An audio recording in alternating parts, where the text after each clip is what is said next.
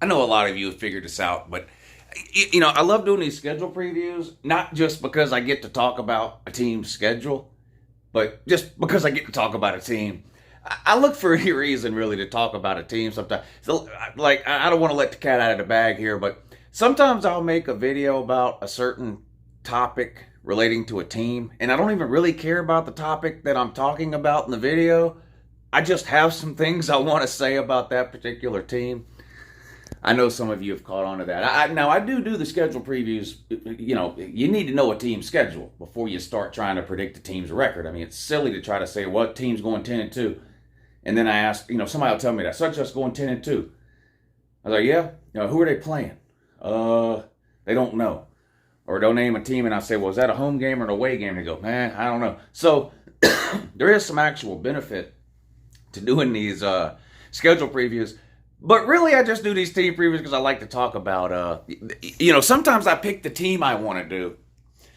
Or sometimes when I do the schedule previews, I pick the team for that day. Not because I'm dying to look at that particular team's schedule, but because I just have a few things to say about that team. With that being said, it's time for another schedule preview. Here we go. The South Carolina Gamecocks. That's right. Today we're going to take a look at the 2023 South Carolina Gamecocks college football schedule. Is it tougher than last year? Easier? What about the non-con games? Where are the tough road games? Where's the trap games? Rivalry games? Bye week? You know how we do with this series of videos we got going. Anyway, South Carolina starts out with a pretty interesting non-con game this year, at least I think it is. They play North Carolina in what technically is a neutral site game, and well, I guess it is a neutral site game. It's in Charlotte, about a little over an hour away from Columbia, where South Carolina is, and of course not far from the Tar Heels.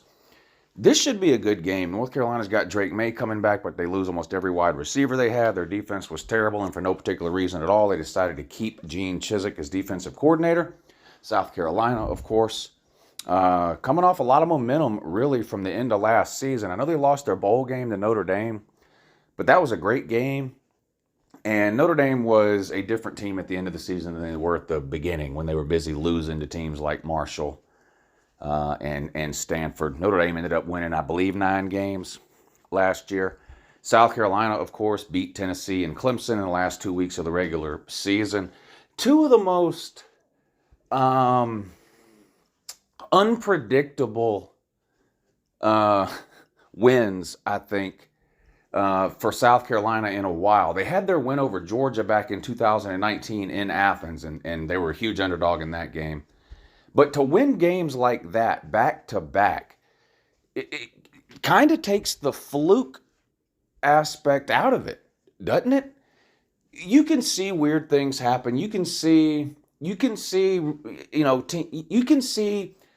team that lose that's way better than the team they lose to. That's not unusual. We see that in college football every single week of the season, right? And you'll say, well, yeah, such and such lost, but, if they played again tomorrow, they'd win. It's hard to say that about South Carolina's ending to last year's season because they did it 2 weeks in a row. I don't care what you think about Clemson or Tennessee, either one. You say, oh, they didn't make the playoffs. Okay. They were top 10-ish type teams. Tennessee was a borderline top 5 team. I think they finished 6th. Clemson, I think, finished just outside the top 10 because they lost that game in South Carolina, and they lost to Tennessee in the bowl game. But the point is, those were 2 teams, Tennessee and Clemson, that if you would have sat any college football fan down at any point during the season last year before those games were played and said, who's the better team, South Carolina or Clemson? Every single one of them would have said Clemson. Most South Carolina fans would have said Clemson. Same thing with Tennessee. Who's the better team, South Carolina or Tennessee? Everybody would have said Tennessee, including a lot of South Carolina fans. So you could say that South Carolina beating Tennessee was a fluke. The defense didn't show up for Tennessee. It got away from them early in that thing. Quarterback goes down in the second half, which had nothing to do with the outcome of the game, by the way. That game was over. That game was over by the time Hendon Hooker got hurt. But you can point to one game and say, it's a fluke, right? But when a team like South Carolina goes out in back-to-back weeks and beats teams the caliber and the quality of last year's Tennessee and Clemson teams, that is not a fluke. It becomes almost impossible to try to just write it off as luck or fluke, right? I mean, it blew Tennessee out. The Clemson game was close, but they won that game on the road. Look at two of the best teams in all of college football at home over the last 6 or 7 years are Georgia and Clemson. Clemson had the longest home winning streak in the country. They had not lost a home game since 2016. South Carolina goes in there and beats them. Georgia hasn't lost a home game now since 2019, and that was against South Carolina. South Carolina has a knack of going into these opponents' stadiums and pulling off big upsets and ending home streaks. You see what I'm saying? You can't just write off the ending of last year's South Carolina season as a fluke. I know it's easy to do that, especially with a team like South Carolina that doesn't have a great history or whatever, and you say, well, make whatever excuse you want. But to do that in back-to-back weeks, you got to give South Carolina credit. And like I said, even though they lost to Notre Dame to end the season in the bowl game, I think South Carolina carries a ton of momentum from those two wins into this season.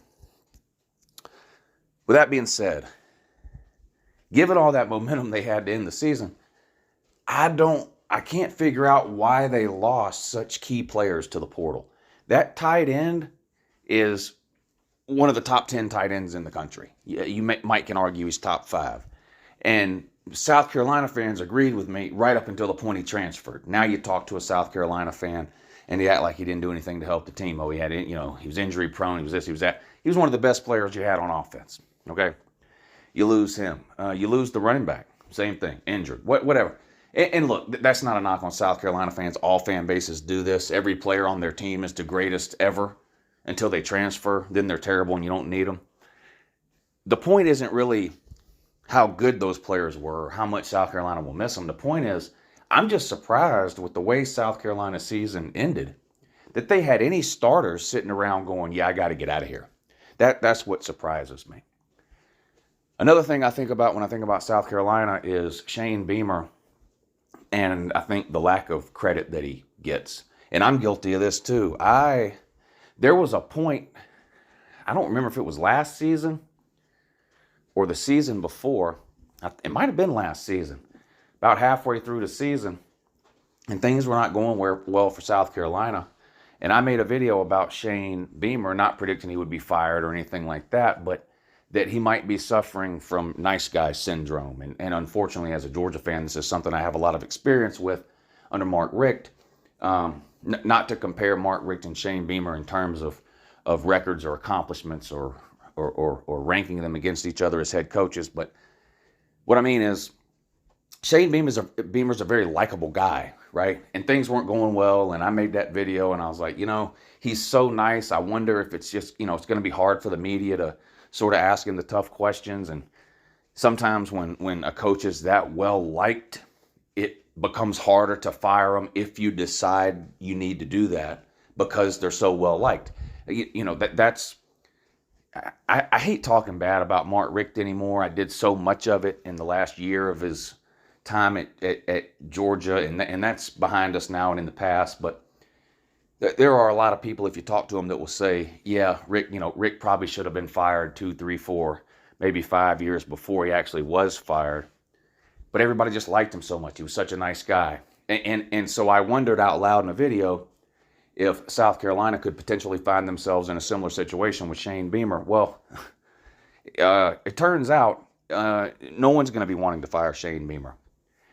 He's been at South Carolina for 2 full seasons now, heading into his 3rd season. And in both of his first 2 seasons, South Carolina has blown away any and all preseason expectations.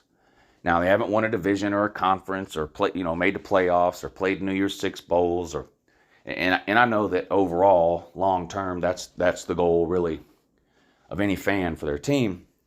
But South Carolina was picked to hover around or under 500 each of the last 2 seasons.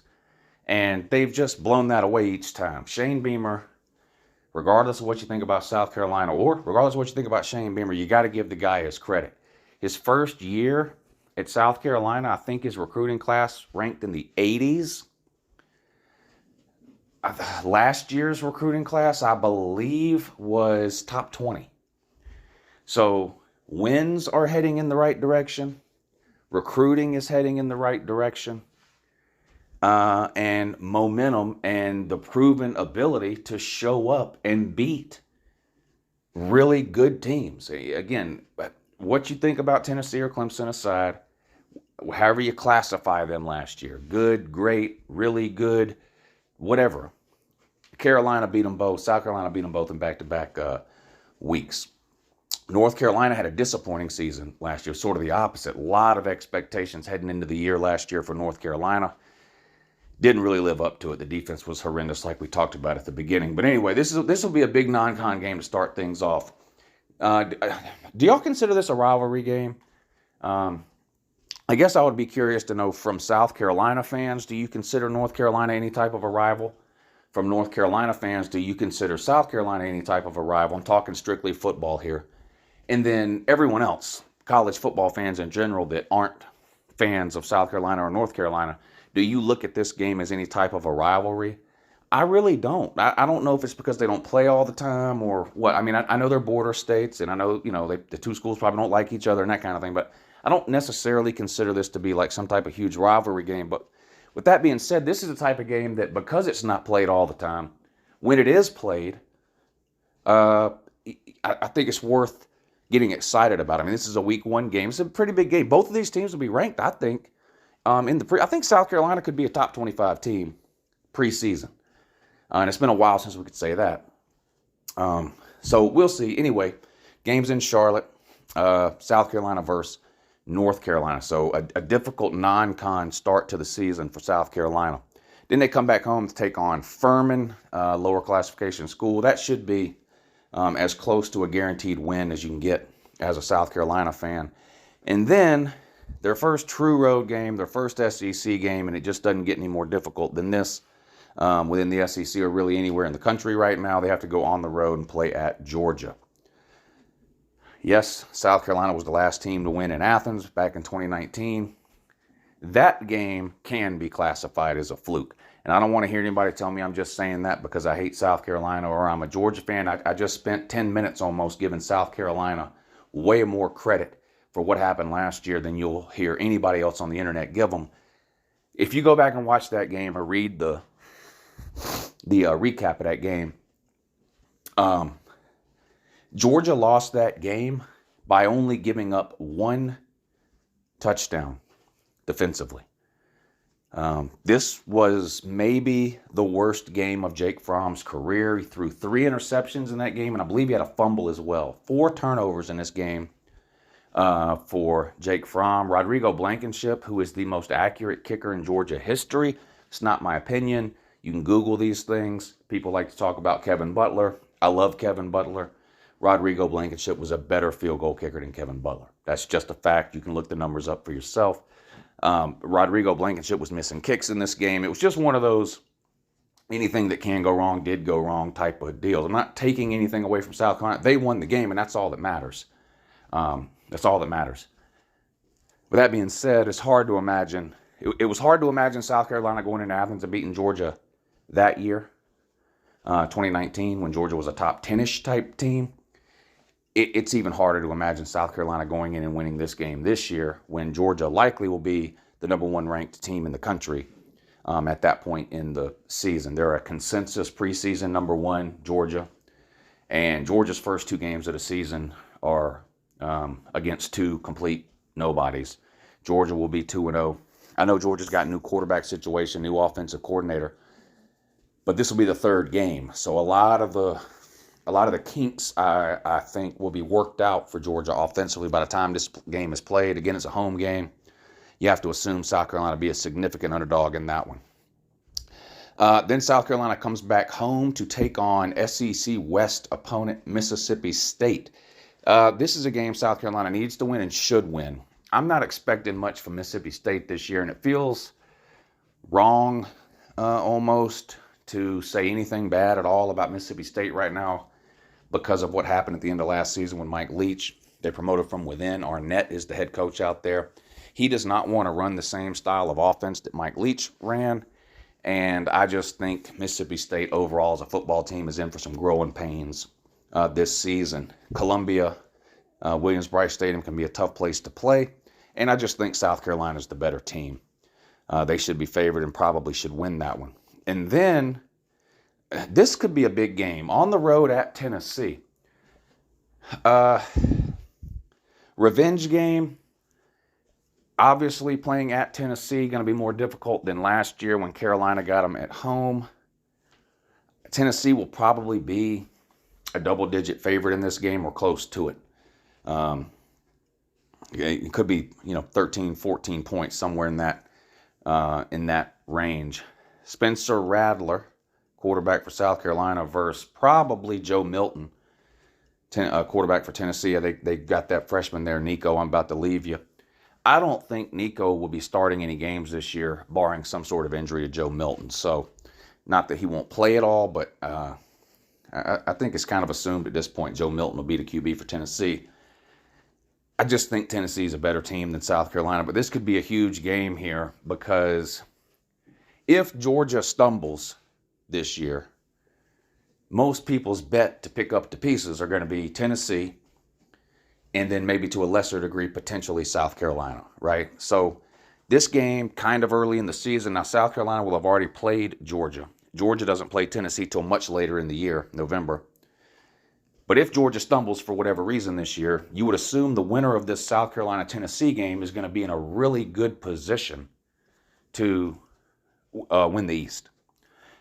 Not many people expect that to be the case. I think most people are still picking Georgia to win the East, but if Georgia stumbles, the winner of this game is going to have a leg up in the race to represent the East in Atlanta. Then you get a bye week, and I think this is a pretty good time for your bye week because it could be an emotional game at Tennessee. It could be a game that gets away from South Carolina.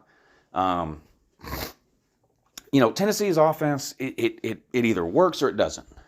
It either works or it doesn't. When it works, it looks nearly unstoppable. And when it doesn't work, it doesn't work at all.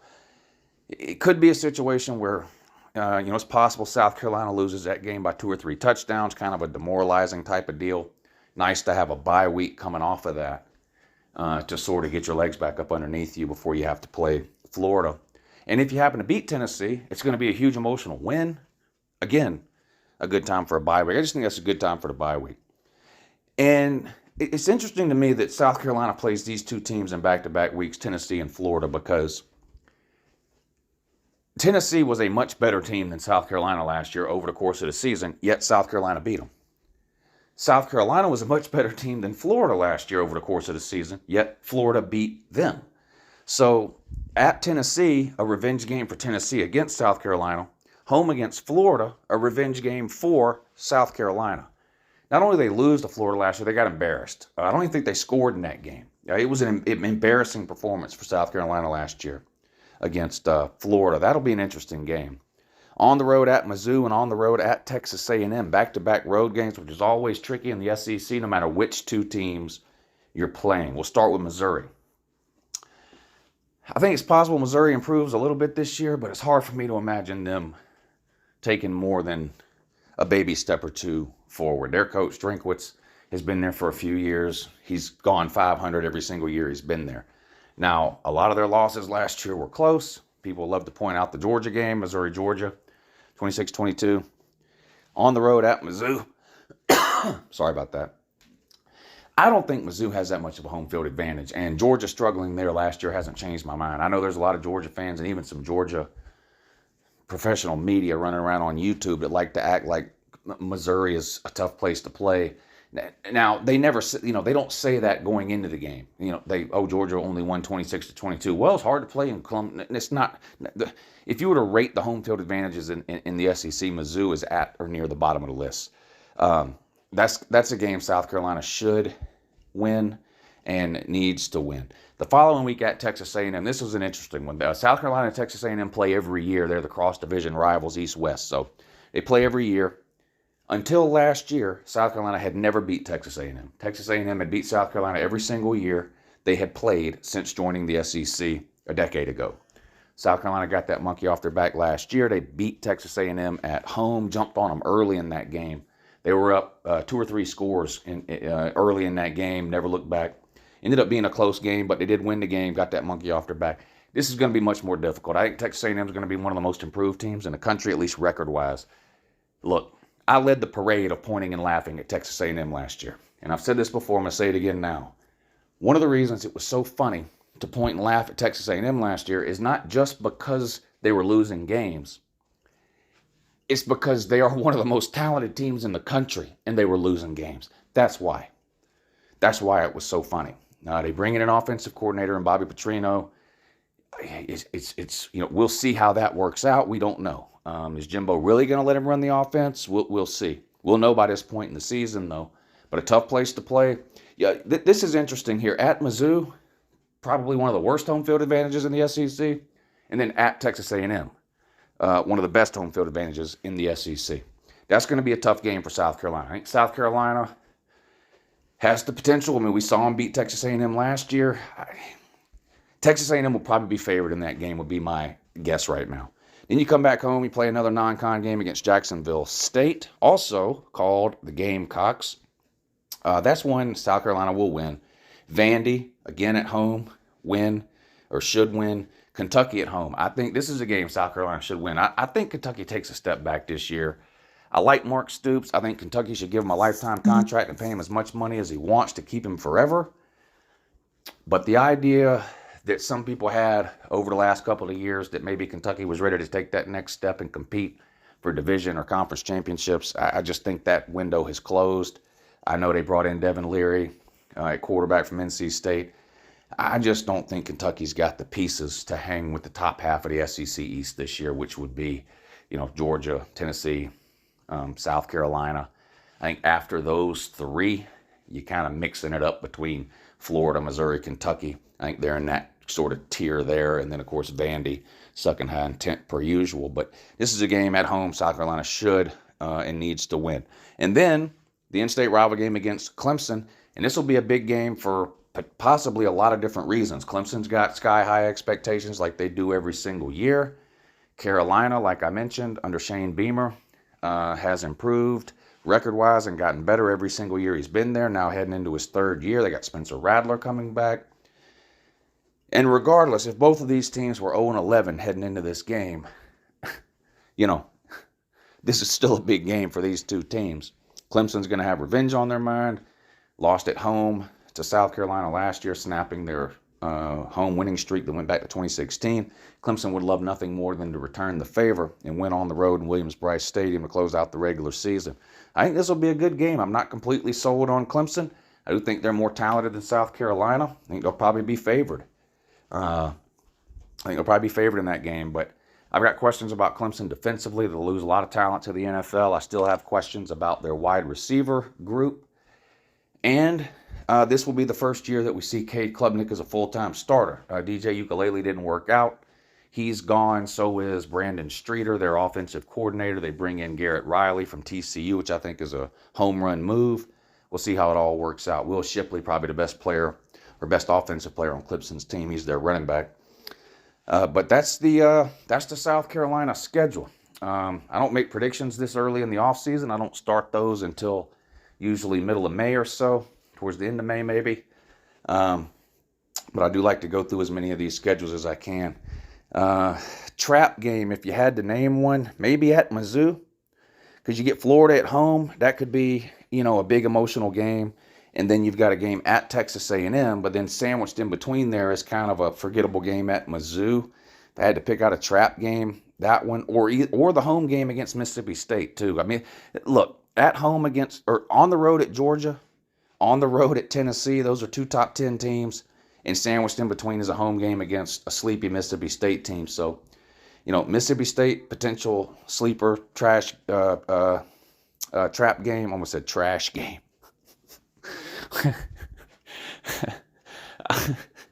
and now I almost made a joke that said any South Carolina game is a trash game, but I'm not going to say that. And then the Missouri game, potential trap game, too. Toughest stretches of games, probably Georgia, Mississippi State, Tennessee. That's a tough 3-game stretch there. Yeah, that's definitely the toughest stretch of games. At Georgia, home against Mississippi State, on the road at Tennessee. I like where the bye week is. Rivalry game to close out the season. High expectations for the Gamecocks in Columbia heading into the 2023 season. If you want to give a shot at predicting their record in the comments down below, feel free. And I will talk to you all soon. Have a good morning.